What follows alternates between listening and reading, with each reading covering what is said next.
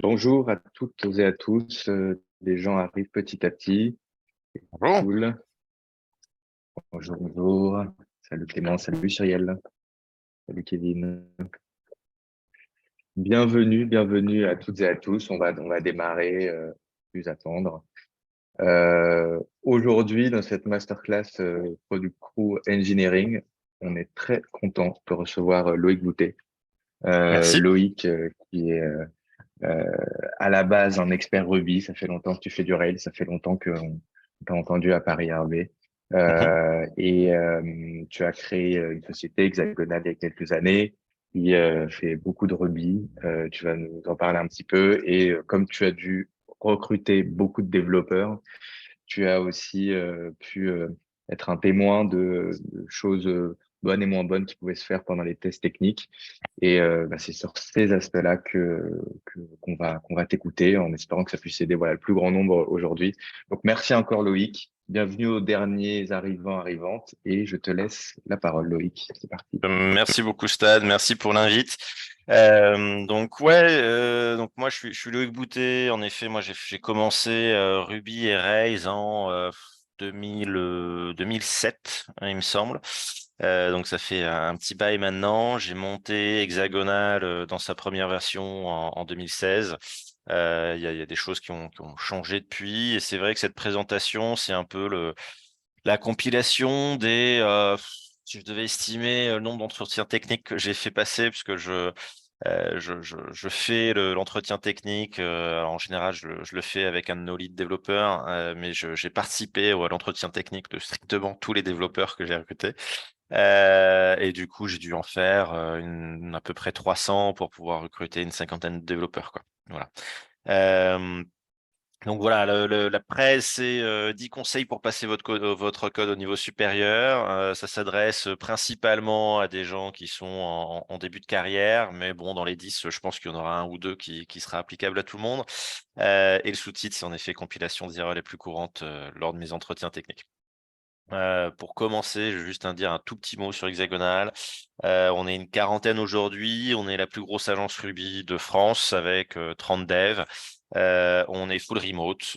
Donc voilà, c'est pour ça qu'il y a cette carte avec les petits avatars de tout le monde. Et voilà, du coup, si vous avez des besoins Ruby, on est les personnes pour vous résoudre tous vos problèmes. C'est nos valeurs, j'y tiens beaucoup quand je présente la boîte. Transparence, ça c'est probablement la valeur qui est le plus dur à vivre tous les jours, mais la plus importante, c'est se dire les choses, y compris et surtout quand il y a des problèmes. L'humanité, parce qu'on considère que notre force et notre première valeur, c'est notre équipe, et ça veut dire qu'on veut et de nos clients et de nos équipes que tout le monde reste humain. Amélioration, application, ça c'est plus sur l'aspect technique et on se définit comme des experts techniques et pour moi ça fait partie des deux choses, c'est toujours se remettre en question, toujours voir ce qu'on peut améliorer et toujours s'impliquer pour donner le max. Du coup, comment on améliore votre code? D'habitude, cette presse, je la fais un peu plus dynamique avec une audience, mais on va le faire sur Zoom, il n'y a pas de problème. Stan m'a dit que si vous avez des commentaires, il me les relaie, donc n'hésitez pas dans le chat à les balancer. L'idée, c'est que je vous présente un premier problème. Donc là, c'est du code Ruby, hein, vous aurez compris, moi le Ruby, c'est mon dada. Je pense Ruby, je vis Ruby. Mais c'est globalement, hein, des choses qui vont pouvoir s'adapter à peu près tous les langages. Donc là, on a un bout de code qui semble complètement inoffensif. On dit en fait, j'ai ma classe user, c'est pour ça qu'il y a une majuscule en Ruby, les classes, il y a des majuscules dessus. Point all, donc en fait, on va chercher tout ce qu'il y a dans la base de données et ensuite on lance, on itère sur cette collection et on dit qu'on veut afficher le username. Euh, le problème, en fait, c'est attention à la data que vous chargez en mémoire. Typiquement, un user.all comme ça, c'est une méthode qui est bourrine qui va chercher tous les users. Et donc, en fait, c'est typiquement un bout de code qui est en production. Il va lever aucun flag. Tout va bien se passer. jusqu'au jour où votre appli, en fait, elle commence à grossir, à grossir, à grossir. Et puis là, vous commencez à avoir 10 000, 15 000, 20 000, 30 000, 40 000 utilisateurs. Et en fait, charger 40 000 utilisateurs, alors particulièrement en Ruby, qui est un langage qui est vraiment pas connu pour être peu gourmand en RAM, mais ça va être le cas un peu partout, hein. Plus vous mettez de choses en mémoire, plus vous risquez d'avoir des problèmes en production. La solution, elle est très simple.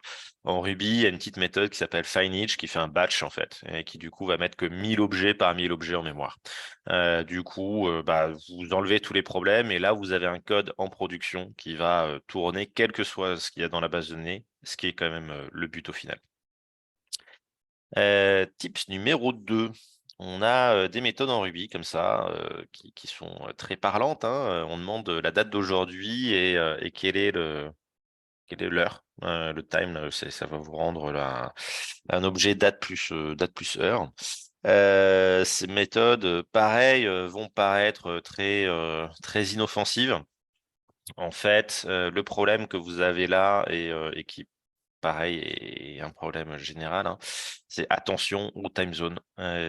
Faut bien connaître dans vos langages quelles sont les méthodes qui sont sensitives aux time zones et quelles sont les méthodes qui ne sont pas sensitives aux time zones. Date2day et date.now ne sont pas sensitives aux time zones et ça va vous faire des problèmes. Typiquement, c'est le bug que vous allez avoir, c'est sur votre machine, tout va bien parce que votre machine, elle est dans la time zone que vous attendez. Mais les serveurs sur lesquels votre appli va tourner, en fait, souvent, ils sont dans une zone UTC. Et du coup, si vous convertissez pas votre heure dans la bonne time zone, et ben, vous allez avoir des affichages de temps qui sont 2 heures en arrière. Et là, vous avez un client qui vous appelle et qui fait: «Je comprends pas. Tout ce que je fais, il y a marqué que c'était fait il y a 2 heures et j'aime pas ça». Et voilà, vous passez sur votre code pour rajouter les time zones. Donc en Ruby, pour les rubistes qui seraient là, je ne sais pas combien d'entre vous sont des rubistes, mais pour ceux qui seraient là, la méthode qui va vous sortir le temps dans la time zone courante, c'est le current. Et en plus, l'avantage du current, c'est que c'est le même sur l'objet date et l'objet time. Donc comme ça, vous avez qu'une seule méthode à vous souvenir. 3e problème. Ici, qu'est-ce qu'on a? On a juste quelque chose d'assez classique aussi, hein. On a une définition de classe et ensuite donc le self.confirm, en fait, c'est en Ruby, c'est la méthode, enfin c'est la manière de définir une méthode de classe à la place d'une méthode d'instance. Et là, on est en train de chercher à définir que, ok, on a des requêtes qu'on fait régulièrement et on veut avoir des méthodes qui les retournent. Bon, jusque-là, aucun problème. Tout ça, c'est très légitime, pas de souci. Par contre, le problème qu'on a ici en Ruby, alors là, c'est probablement le type le plus rubyesque, mais j'imagine que les concepts existent aussi ailleurs. On a la notion de scope en Ruby. Et ici, en fait, on est en train de définir des scopes, mais qui sont inférieurs au scope, quoi. C'est un peu dommage. C'est-à-dire que quand on définit en Ruby les 2 méthodes qui sont strictement identiques, hein, ça et ça va donner strictement le même résultat. Par contre, un scope, ça se chaîne. C'est-à-dire que, vous pouvez faire, request point confirme, point une Alors, le point confirme et point confirme, ça n'aurait pas de sens ici, ça ne renverrait rien.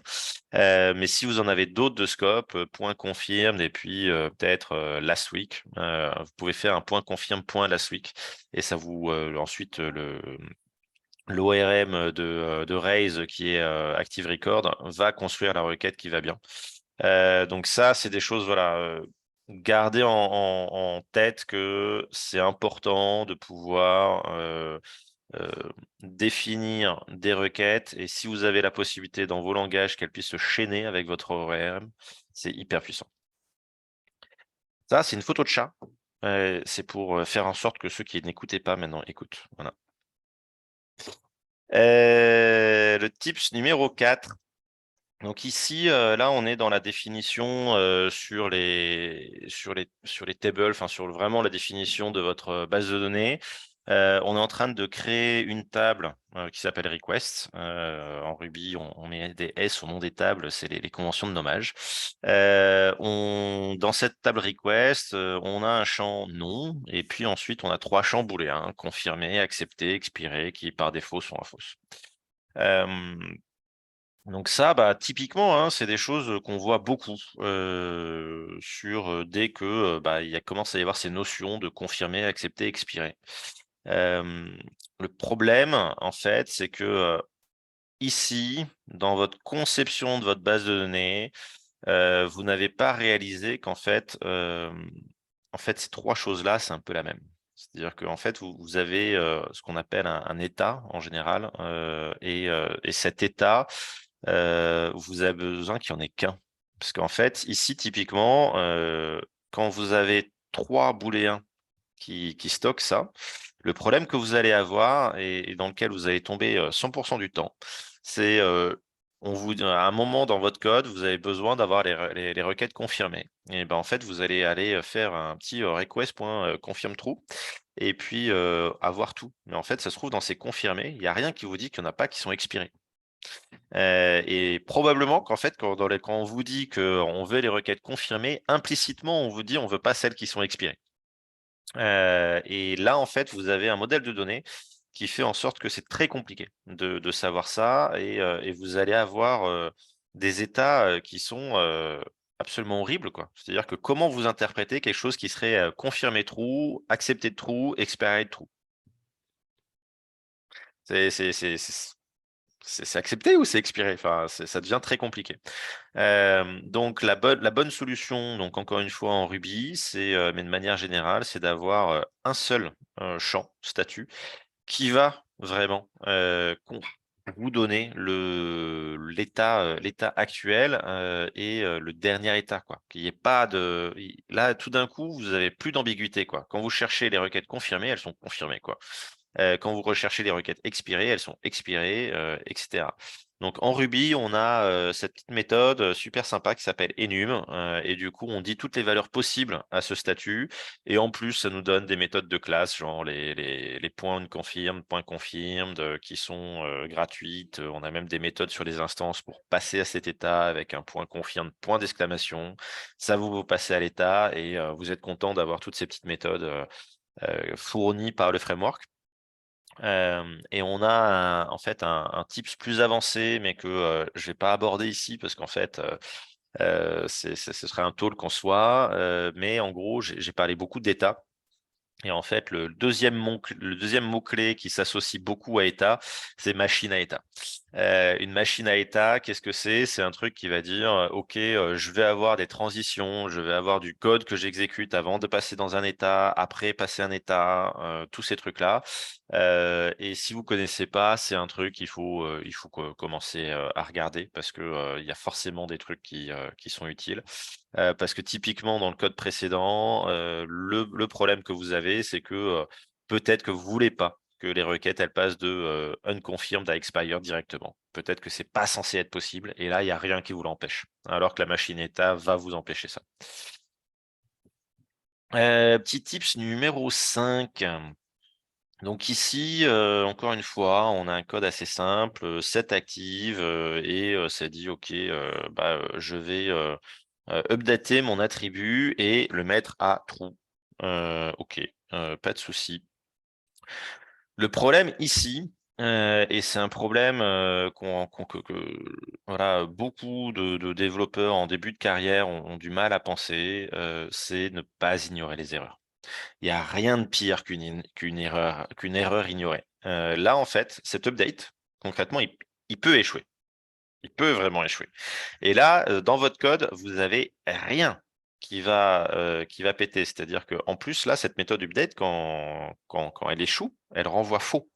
Elle fait pas une exception, elle fait rien, juste elle renvoie faux. Et là, vous avez un vrai problème. En production, quand vous commencez à avoir des erreurs qui sont ignorées, vous avez des comportements qui sont complètement anormaux et vous avez aucun log. Vous avez aucune manière de comprendre ce qui se passe et ça prend beaucoup de temps à débugger. La solution à ça ici, en tout cas celle que je préconiserais, c'est d'utiliser la version point d'exclamation de cette méthode, parce que tout d'un coup, cette méthode, elle va vous renvoyer une exception si elle pète. Et donc sur tout ce qui est de manière générale, la gestion d'erreurs, que en tout cas je préconise en Ruby et sur mes applications web, c'est tout ce qui est en train de se passer côté, back-end, donc dans, les, modèles, dans, tout ce qui va être tâches asynchrones que vous allez lancer, les jobs et cetera. C'est de renvoyer les exceptions et dans les contrôleurs, par contre, là, vous regardez quel est le résultat, vous catchez l'exception s'il y en a qui peut être catché pour faire un message d'erreur qui soit propre à l'utilisateur. Mais si vous appliquez cette méthode-là, le gros avantage, c'est que ce code-là, quel que soit l'endroit où il tourne, une exception, normalement, si votre application est bien configurée en prod, vous avez un truc qui vous donne, qui vous dit quelles sont les exceptions, vous avez la stack trace, vous avez les manières de débugger et d'être informé rapidement de tous vos problèmes. Problème numéro 6. Ici, on a, 2 petites lignes de code qui sont en train de dire: «OK, je suis en train de mettre un job, et je veux qu'il joue, dans le futur». Donc là, il y en a un, on veut attendre une semaine pour qu'il joue. L'autre, on est en train de dire: «OK, on veut qu'il joue, demain à midi». Ça, c'est un problème. C'est un problème parce que, vous êtes en train de faire un espèce de contrat, dans le futur. Et en fait, je sais pas vous, mais moi je suis pas Madame Irma, j'ai pas de boule de cristal. Je sais pas ce qui va se passer dans le futur. Donc 1er problème, c'est que, donc plus alors évidemment le problème est exacerbé, plus vous attendez dans le futur. Mais alors typiquement, dans mon test, de mon test technique, il y a des choses qui doivent se passer dans 3 mois. Donc comme ça, voilà, 3 mois, ça on voit que c'est vraiment un temps long. Il peut y avoir, X, mises à jour de l'appli web. Hem, mais en fait, si ce code-là, il change, si ce my job là, il prend un argument en plus, entre le moment où, le truc a été mis dans la queue et le moment où il s'exécute et ben, en fait, ça va planter. Ça veut dire aussi que, du coup, si, ce my job là, il change et que vous le savez, ça veut dire que vous compliquez votre déploiement parce que, bah, il faut que vous regardiez tout ce qu'il y a dans la queue, les supprimer de la queue, les remettre dans la queue à la bonne date, ce qui est pas forcément trivial, et en plus, ça se trouve le nouvel argument qu'il vous faut, ça se trouve, vous pouvez même pas le déduire, quoi. Ça se trouve, vous aviez pas prévu et vous pouvez pas le déduire. Troisième point qui est problématique avec ça, c'est que, tout ça, c'est tous ces jobs, ils sont stockés. Très souvent, ils sont stockés dans un Redis. Ça veut dire qu'en fait, vous introduisez un vrai nouveau point, d'échec. C'est-à-dire que si le Redis, doit avoir une maintenance, doit avoir quelque chose, il faut vraiment qu'il soit persisté, et que remis dans le même état qu'avant. Alors que souvent le Redis, on aime bien pas trop avoir à s'en occuper, quoi. Le Redis, alors, c'est un truc, qui stocke tout en mémoire, bon, évidemment, on a des manières de le sauver sur le disque, hein, mais globalement, c'est souvent une brique dans l'infra où, on n'a pas très envie d'avoir à persister et que si on perd le Redis, ça soit super grave. Et là, ça le devient si on fait ce genre de choses. La solution, elle est toute simple, hein, c'est de dire, en fait, au lieu de dire que, je vais, jouer les trucs dans 3 mois, c'est regarder et dire: «OK, à la date d'aujourd'hui, qu'est-ce qui doit tourner?» Et ça veut dire que dans votre modèle, vous devez avoir stocké, dans votre base, OK, la date, de soit d'exécution, soit la date à laquelle l'action a été faite pour pouvoir regarder que c'est dans 3 mois et que, voilà, vous puissiez faire une requête dans la base pour les retrouver. Mais finalement, à chaque fois qu'on veut mettre un truc dans le futur, je vous garantis, j'ai jamais rencontré un cas dans ma carrière, où on peut pas finalement regarder la date d'aujourd'hui, ce qui aurait dû tourner. Et ça, l'avantage, c'est que, bah, ce code-là, il tourne au moment T et il y a pas de contrat avec vous-même de, «Je l'ai changé, machin». Si vous avez changé le code, bah, en fait, vous vous assurez qu'il puisse tourner, au prochain déploiement, quoi. Ça, c'est une photo de chien parce qu'en fait, il y a la team chat et sinon après je vais me faire détruire par la team chien. Donc, voilà. Alors, problème 7, c'est le problème, s'il y a un truc qui est vraiment une opinion personnelle et avec lesquels il y a des gens qui peuvent ne pas être d'accord, c'est celui-là, OK? Les autres, globalement, je suis à peu près sûr de moi, je suis à peu près sûr de les défendre devant quiconque, il y a pas de problème. Celui-là, il est un peu plus personnel, mais j'y crois beaucoup et je l'ai inclus. Donc vous avez alors pour ceux qui n'auraient pas reconnu, c'est une expression régulière. Le problème complet, C'est celui-là. Vous avez un email et vous voulez valider le format avec cette expression régulière. Euh, Pourquoi c'est un problème? Alors, moi, j'ai tendance à dire que voilà, quand vous avez 99 problèmes, que vous utilisez une regex pour résoudre les problèmes, maintenant vous avez 100 problèmes. Voilà. Une regex, c'est un truc, concrètement, qu'est-ce que je leur reproche? C'est hyper dur à maintenir. C'est-à-dire que vous avez ce code-là en prod, là, et puis il y a le client qui vient vous voir et qui vous dit ah ouais, mais en fait, cet email-là, il passe pas et il devrait. Je le sais, il est valide. Est-ce que vous pouvez corriger ça? Et bah, ça, en fait, pour avoir été dans cette position-là, c'est un des pires trucs qui peuvent vous arriver en tant que dev parce que, à 100 la regex qui a été là, souvent, elle a été, copiée-collée de Stack Overflow. Personne ne sait vraiment comment elle marche, et surtout, vous savez pas trop, comment la modifier pour pas casser d'autres choses, quoi. Parce qu'en fait, la regex, souvent, la tester complètement, c'est compliqué, quoi. Parce qu'en fait, ça reconnaît des formats, mais c'est tellement ambigu qu'il y a plein de formats qui souvent sont pas testés, quoi. Donc une regex pour faire une recherche dans quelque chose, c'est pour ça qu'elles ont été inventées et oui, 100. Une regex pour, valider un format, moi je trouve que c'est une super mauvaise idée. Hem Donc voilà, le truc, c'est vraiment ne pas utiliser d'expression régulière pour, vérifier les formats. La solution de compromis, c'est, OK, vous utilisez une regex, mais en fait, vous utilisez une regex qui vous est fournie par votre langage et du coup, vous avez un argument, envers vous-même, envers votre manager, envers votre client pour dire: «En fait, c'est pas moi, c'est l'expression régulière de Ruby, donc je peux pas la changer». Voilà. Et dans ce cas précis là, où on veut valider un email, ma conviction profonde, c'est que la seule manière de valider un email, c'est d'envoyer un email, hein. En fait, vous pouvez faire ce que vous voulez, valider le format d'un email, ça vous garantit pas du tout que l'utilisateur a mis un email qui marche vraiment et sur lequel il peut recevoir des emails. On l'a tous fait, hein, de taper n'importe quoi @.com, et puis ça passe, et en fait, l'email, il est bidon, quoi. Problème numéro 8. Donc ici, au nom de la méthode, on voit qu'on veut créer un token. Donc c'est probablement un token pour, avoir un truc, un lien dans un email pour retrouver l'objet en question, ce genre de choses. Hem, Globalement, dès qu'on fait des trucs comme ça avec des tokens, des machins, on est en train de faire de la sécurité.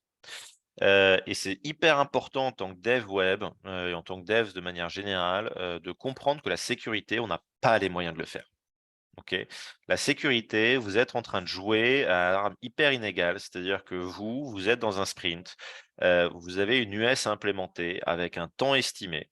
Généralement, ce temps, il est trop bas. OK? C'est le quotidien de tous les devs.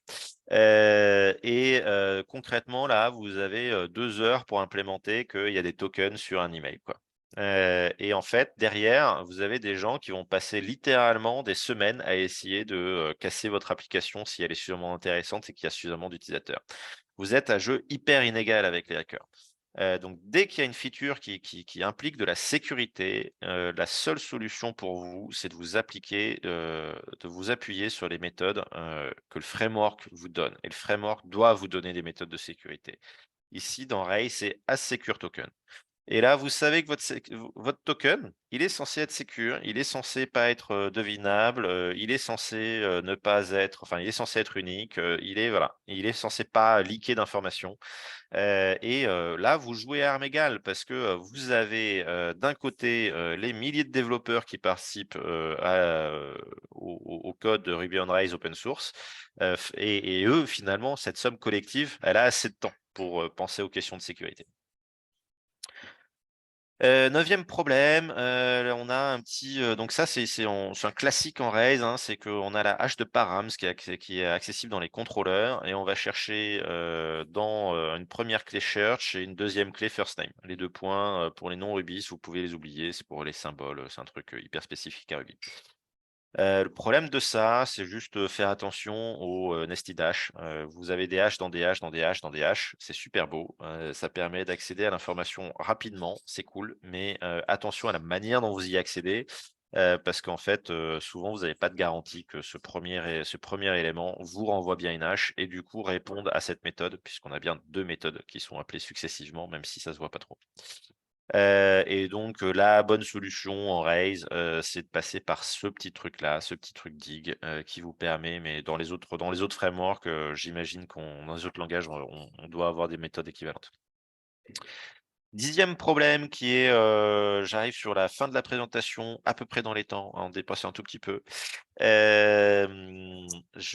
Ici, en fait, on a, un contrôleur, on va chercher tous nos produits et ensuite on va itérer. Alors, pour ceux qui ont suivi, normalement, il y a ce premier point là où on n'est pas censé faire un each, on est censé faire un fine each. J'espère que vous l'avez vu.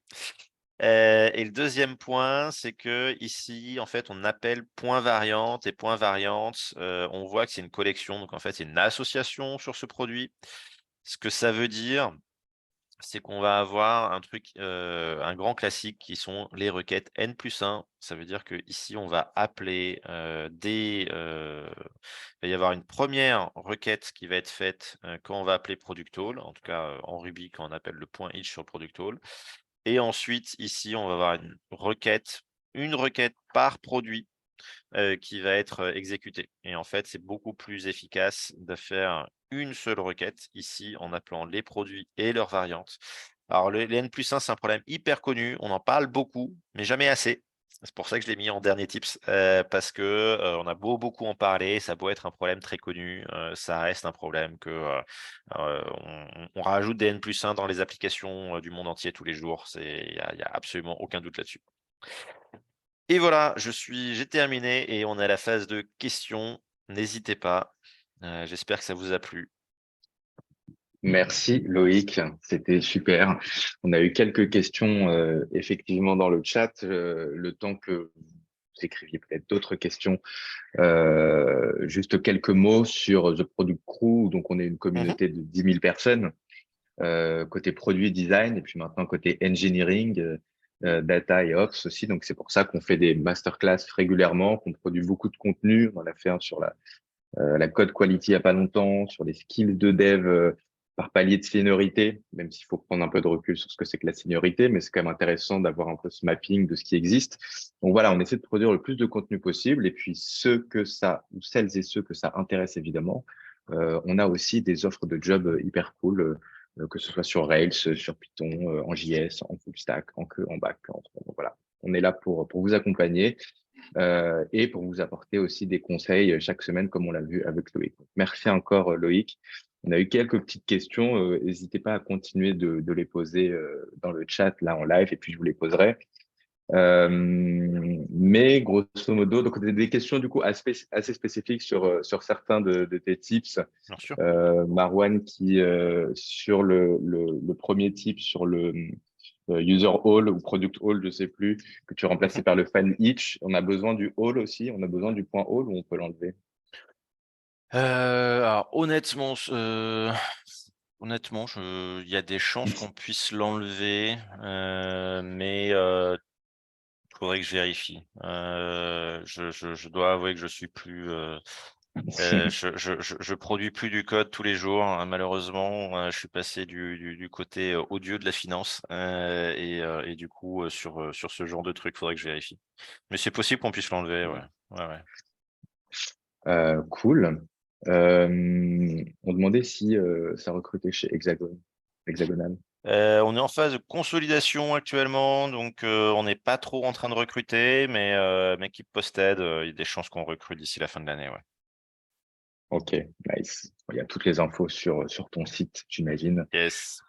Une Sur question, sur c'est sur sur les posts et surtout sur le LinkedIn. On recrute beaucoup par LinkedIn et on poste les offres d'emploi sur LinkedIn, pas trop sur le site. ça marche. Donc, à l'affût de LinkedIn. Moi, si les gens sont là, c'est qu'a priori, ils ont vu le post LinkedIn Yes. du talk. C'est cool. Une question d'Idriss, c'était sur le tips, sur l'update silencieuse en cas d'erreur.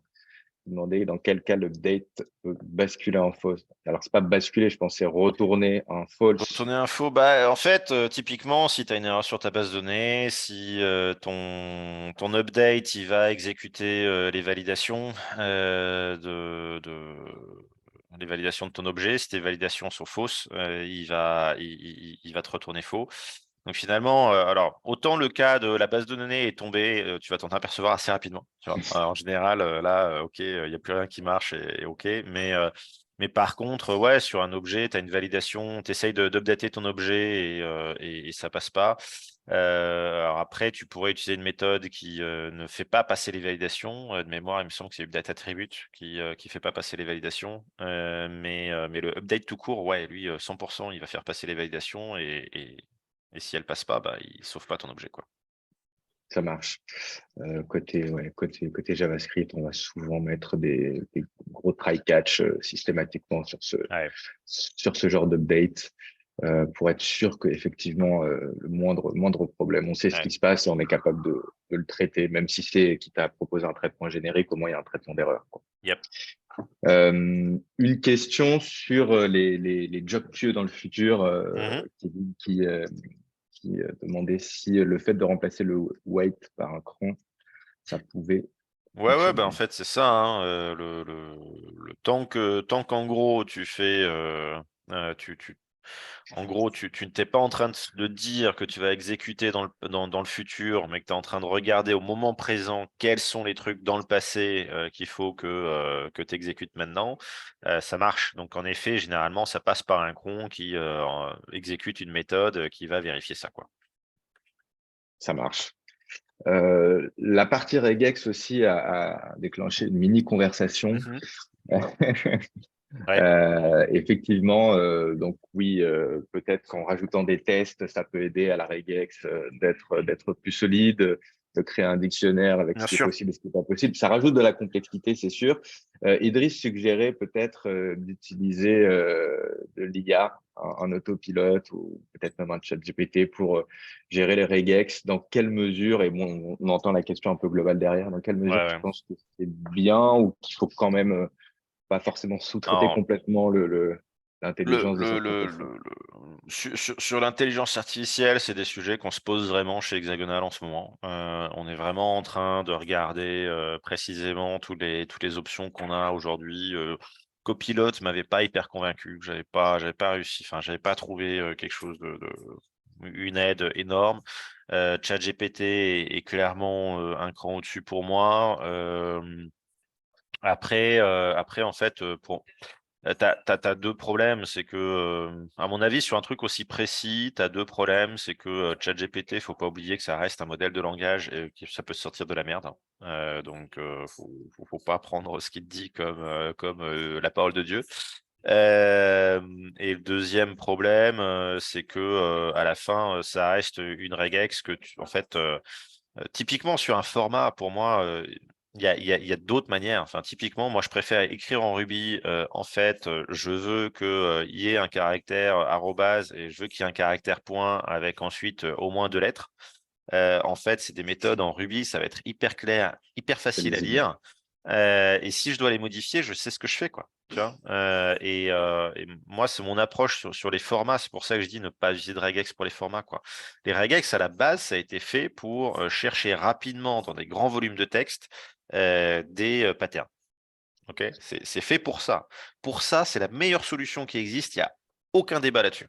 Tu vois? Tu es en train de chercher, je sais pas, tu veux chercher des commandes, que tu as fait dans tout ton historique et cetera. Si tu connais un peu les regex, c'est génial, si tu dois faire de la grosse analyse de données, c'est génial.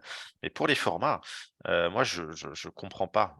C'est plus rapide à écrire, ce que je viens de dire, tu vois? En Ruby, point fine arrobase, OK, ensuite, point fine le point et ensuite, je vérifie que à la dexu point et la taille de ma string, il me reste encore 2 caractères, hem, que chercher, la regex qui va faire le truc. Sauf si évidemment tu es un dieu de la regex, quoi. Mais si tu es un dieu de la regex, le problème, c'est, est-ce que toute Et ta team les autres, est un dieu de la regex, quoi? Tu vois? bien sûr. Voilà. Bien sûr, c'est vrai que c'est un vrai problème de lisibilité, quoi. Et s'il y a possibilité d'une façon ou d'une autre de rendre les choses lisibles, c'est toujours plus pratique. C'est pour les ça. autres, comme tu dis, et puis pour les autres, et puis pour son soi de dans 6 mois, qui Ouais, serait c'est bien ça. content de pouvoir lire aussi ce qu'on a fait. Ah, pour moi, c'est le truc qu'on apprend le plus, enfin en tout cas de mon expérience et de celle que j'ai vue des gens qui bossent avec moi, c'est penser à la maintenance. C'est le truc où en début de carrière, tu y penses le moins et ça devient vraiment ton obsession à la fin. En général, il faut avoir bossé sur un projet hanté, tu vois. C'est les projets où tu as rien qui a été fait pour la qualité, où tu as 2 ans de code enchevêtré, où en fait, tout le monde a peur de faire des modifs dans ce projet parce que il est trop complexe et qu'en fait, tu as l'impression de faire des modifs toutes simples et puis il y a un truc qui pète après, tu comprends même pas pourquoi ce que tu as fait que ça pète. Tu sais pas si c'est Ouais. à cause de ça ou à cause d'autre chose. Et là, tu commences à devenir parano sur la maintenance, tu vois? Là, tu Ouais. arrives et tu fais: «Non mais attendez, OK, mais en fait, j'ai vécu l'enfer une fois, je veux pas le vivre 2 fois, quoi». Et voilà, mais c'est pour moi, c'est la principale différence entre un dev junior et un dev expérimenté, c'est, le mindset orienté, maintenance. Ouais, complètement. Une question assez intéressante, et un peu avec du recul par rapport à la présentation. Question de Ludovic qui demande si vous avez mis en place chez Hexagonal des outils qui détectent automatiquement des erreurs dans le code, peut-être du lint plus plus. Il y a pas mal enfin, il y a plusieurs outils qui existent qui permettent de faire ça. Est-ce que vous avez Ouais, bien réfléchi à sûr. ça? Non, mais en effet, hein, dans les pipelines, on a des analyses statiques de code, hein, donc principalement Brakeman, qui te permet de choper toutes les erreurs, toutes les vulnérabilités. Donc là, c'est pour l'aspect sécurité, où c'est important parce que bah voilà, parfois, enfin, il vaut mieux avoir ce filet de sécurité là plutôt que de laisser une faille aller en prod, quoi. Ouais, clairement. Et puis après, sur les linters, on a un Rubocop qui tourne pour voilà, un Rubocop un peu custo pour qu'on soit sur du standard, quoi. Voilà. Yep. Quel est effectivement un peu l'équivalent dans chaque langage. Yes. Euh, Une autre question, alors pour rester peut-être sur l'aspect entretien, Mhm. Claire demandait si tu avais des conseils pour éviter le stress en entretien technique et pour se préparer au mieux d'une façon générale. Alors, c'est toujours une question compliquée, ce qui est vachement personnel. Moi, les conseils que je peux donner là-dessus et quand j'interviens dans les bootcamps, c'est un peu ce que je dis, le 1er truc, il y a un moment, il faut que vous arriviez à renverser le mindset. L'entretien technique, c'est pas, vous voulez absolument être pris par la boîte. C'est pas ça un entretien technique. Enfin, c'est pas ça un entretien. Un entretien, en fait, je suis en train de vérifier que, il y a une compatibilité dans les 2 sens, quoi. Que vous avez envie de bosser avec eux et qu'eux, ils ont envie de bosser avec vous. Et que c'est pas grave si c'est pas le cas. Enfin, tu vois, c'est un peu comme une first date, quoi, tu vois? La first date, elle sert à vérifier qu'il y a de la compatibilité des 2 côtés, quoi. Mais c'est un peu comme, c'est un peu comme les dates, quoi. Si tu es mort de faim, ça marche pas très bien, quoi. Donc mais ça, c'est toujours dur, et j'en suis très conscient, hein. Quand tu sors d'un bootcamp ou quand tu es en début de carrière, que tu chopes ton 1er job, éventuellement ton second job encore, bah, ouais, en fait, tu as besoin de ce job, tu vois? On parle de pouvoir survivre, quoi, donc c'est dur, et donc mais malgré ça, il faut réussir à se dire: «Non, mais en fait, il vaut mieux que, je fasse l'entretien et que j'arrive dans une société qui me correspond, plutôt que, super bien réussir l'entretien, mais en fait, il y avait pas de compatibilité et en fait, tu as faké le truc, tu vois? En fait, ça va pas marcher, tu vois? Là, Mhm. tu vas réussir ton objectif de très court terme, mais l'objectif de moyen terme qui est avoir un job dans lequel tu t'épanouis, ça marche pas, quoi. Voilà. Ouais. Donc ça, c'est co ça donc sur la partie entretien, c'est le meilleur conseil que je peux donner. Sur la partie entretien technique, je sais que c'est stressant. Moi-même, hein, j'ai déjà raté, des entretiens techniques, tu vois? Je me souviendrai, il y avait le seul vrai job, que j'aurais voulu avoir et que j'ai pas eu, je me suis foiré à l'entretien technique, mais un truc de malade, parce que le gars était au-dessus de mon épaule, en train de me demander un truc et j'étais incapable de le faire alors que, pendant une demi heure, alors qu'en fait, je suis sorti 5 minutes après, j'étais là: «Mais enfin vraiment, mon cerveau a buggé parce que je sais faire ça dans mon sommeil, quoi. Hem, donc ça arrive, de stresser là-dessus et c'est dur. C'est un peu la même chose, c'est un peu se dire, en fait, l'entretien technique, moi, ce que j'essaye de dire, enfin, ce que je dis toujours aux gens quand je fais un entretien technique, c'est, on est là pour avoir une discussion, quoi. On n'est pas là pour Je suis pas là en train de te juger, je suis là en train d'avoir une discussion, j'essaye d'avoir une discussion sur, «OK, pourquoi tu as fait ça comme ça?» Je veux comprendre le pourquoi et voilà. Et je pense que c'est comme ça qu'il faut le prendre, même si malheureusement ça va pas être toujours comme ça que les gens vont te le faire. Voilà. Carrément, ouais. Et puis effectivement, c'est aussi un moyen enfin, typiquement, dans un entretien où quelqu'un va être derrière ton épaule pour voir ce que tu Ouais, fais, ça raconte aussi peut-être la culture de la boîte et ce qui est fait en interne, et aussi, c'est ouais. peut-être pas forcément ce vers quoi tu vas Ouais, toi-même être attiré. Et je suis complètement d'accord sur le côté, il faut raconter ce qu'on est en train de faire. Moi, je vois beaucoup de candidats que je coach et de boîtes pour lesquelles on recrute. C'est vraiment préciser, en fait, le but d'un test technique, c'est pas d'avoir bon. Déjà, ça peut pas dire grand-chose d'avoir bon, mais c'est ouais, surtout d'être capable de justifier ses choix, d'expliquer ce qu'on n'a pas réussi à faire et pourquoi. Ça a tellement plus de valeur d'expliquer ce qu'on a essayé comme solution et pourquoi on n'a pas réussi, plutôt que juste d'y arriver sans trop forcément savoir exactement pourquoi on y est arrivé. Parce qu'au final, c'est ça aussi qu'on veut tester en entretien, c'est comment parler de son code, de ses décisions, de ces micro-décisions techniques, des questions qu'on se pose, de ce qu'on a compris. Donc, vraiment poser des questions en entretien pour être sûr qu'on a bien compris la consigne. Enfin, tout ça, c'est des choses qui jouent clairement en votre faveur en tant que candidat. ouais, Beaucoup plus clairement. que j'ai eu bon, quoi, qui est pas si Ouais, ouais. parlant en soi. Il y a si je peux me permettre de rebondir sur les sociétés qui demandent des tests techniques qui durent longtemps, c'est épuisant à la longue et puis, je me demande leur intérêt. En fait, c'est là, si on se place, et c'est peut-être là où je peux apporter un peu l'éclairage du recruteur, enfin, tu vois, de la boîte qui recrute. Hem, En fait, c'est compliqué, on est dans enfin, OK, hem le test technique, j'ai jamais réussi à trouver un moyen de le supprimer. Parce que c'est un vrai débat et c'est un vrai débat même éthique, quoi. Enfin, c'est-à-dire que, je me rends compte quand je fais un test technique que je demande du temps de quelqu'un, que je lui rémunère pas, tu vois? Et c'est un vrai sujet, en fait. Tu vois? Enfin, je veux dire, moi, quand j'étais dans la position employée, j'aimais pas ça, quoi. Enfin, tu vois, attends, tu es en train de me demander, 3-4 heures de mon temps. Alors, je détestais encore plus les boîtes qui donnaient pas juste un exercice, et qui, donnaient un truc où tu avais l'impression qu'ils cherchaient à avoir du boulot gratos, tu vois? Parce que c'est, dans leur domaine, machin et tout. Alors ça, je considère que c'est vraiment très, très limite.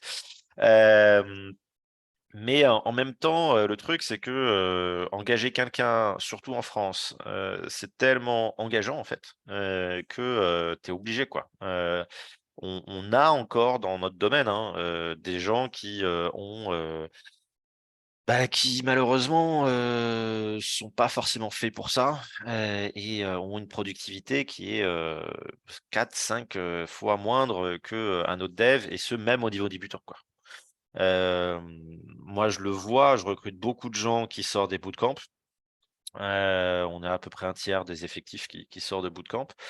Ouais, la différence entre 2 personnes qui sortent de bootcamp, il y a facile un fois 5 de productivité dans la même promo, quoi. Parce qu'il y en a un qui a l'esprit qui est, voilà, bien fait pour et l'autre qui l'est pas. Et moi, j'ai aussi à cœur de le truc, c'est qu'une fois que j'ai engagé quelqu'un, je mise vraiment sur lui, quoi.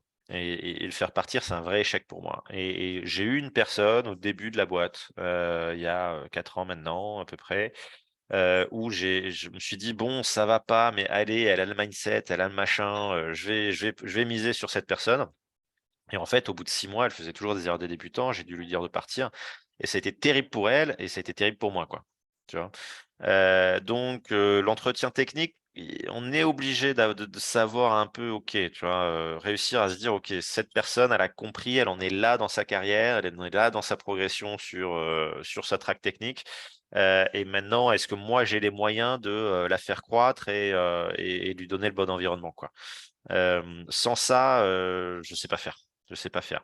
Par contre, je suis plutôt d'accord. Personnellement, nous, on fait vraiment que c'est des exercices qui, voilà, peuvent prendre 2, 3, 4 heures pour les plus juniors. Par contre, on a une semaine pour le faire, c'est à la maison, sans pression. C'est la personne qui nous dit quand est-ce qu'elle est prête pour faire une code review, quoi. Les entretiens, physiques, avec quelqu'un au-dessus de ton épaule, c'est un peu dur quand même, c'est un peu dur. Ouais, ouais, non, c'est clair. Mais après, c'est vrai que c'est aussi du temps pour la boîte, les personnes qui review le code. Donc, voilà, c'est un effort qui est fait. Bon, il faudrait peut-être faire toute une masterclass sur Mmh. faut-il casser les Ouais, tests techniques ou pas. ouais, Mais parce que après, je pense il y a aussi l'idée, c'est encore une fois, si on a des choses aussi intéressantes à montrer sur ce GitHub, des projets cette fois-ci qu'on a fait pour nous, ou qu'on fait un ouais, petit bien peu sûr. évoluer régulièrement et qui prouvent qu'on est capable justement de faire une web app classique sans qu'elle soit hyper compliquée, c'est aussi un bon signal. Alors, est-ce que ça suffira à ne pas faire de test technique? Probablement pas. Mais c'est toujours une bonne manière de montrer qu'on est capable de faire ces choses-là en essayant de factoriser sa création de tests techniques, quoi. Yes. Et on va s'arrêter sur ce sujet-là. Je crois que ça continue d'échanger autour de ça. C'est vrai, voilà, les périodes d'essai servent aussi à détecter ces choses-là, effectivement. Donc, probablement que le meilleur, on va dire, pré-onboarding, si on peut dire que c'est ça aussi, le recrutement, est à définir. Donc voilà, on essaiera peut-être d'en parler aussi, de proposer des use cases sur ça. Mais voilà, en tout cas, vous avez pu avoir un certain nombre de conseils sur des petits bouts de code hyper concrets. C'était hyper concret, Loïc. Merci encore. Avec Merci à plaisir. toutes et à tous d'avoir participé. Pour ceux que ça intéresse, je vous invite vraiment à regarder le dernier petit Notion qu'on a publié sur les skills de dev. Il y a beaucoup de conseils pour progresser, notamment. C'est pas juste de dire, c'est aider à voir où on en est, mais c'est aussi voir comment on peut progresser. Et puis on se retrouvera en live comme ça. On va vous balancer un lien, ça marche. Lucie, si tu retrouves le lien en live, parfait. On vous envoie ça tout de suite. Et puis on se retrouvera la semaine prochaine pour parler des guides techniques dans une organisation qui scale, dans quelle mesure elles peuvent aider à participer, à encourager des sujets comme la réduction de la dette technique, comme la mise en place de bonnes pratiques. Quand on passe de 2 devs à 20, 30, 50 devs, c'est probablement un sujet que tu as dû avoir aussi, C'est Loïc. un beau sujet. Comment on fait voilà, pour continuer de scaler en maintenant son delivery et en s'assurant d'une forme d'avancée homogène de la stack technique. Ce sera le sujet de la semaine prochaine avec Martin de Singular. On vous attend nombreux. On vous postera tout sur la chaîne LinkedIn, évidemment. Merci encore, Loïc. Avec À plaisir. très bientôt. Et puis, bon appétit à toutes et à tous. Merci. Ciao, bonne app.